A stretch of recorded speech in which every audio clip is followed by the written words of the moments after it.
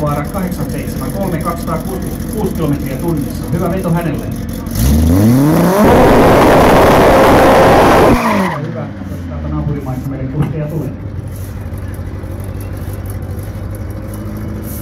Ja kyllä tämä huhu jopa kertoo siitä, että Pohjoismaiden keskuudessa, että Suomen on näitä kansallisista sarjoista niin arvostin puittia. Ainakin meidän mielestä.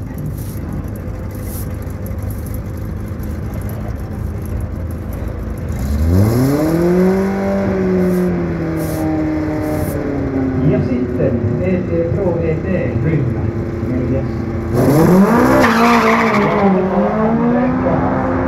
Joikalla Jari Ojan perä.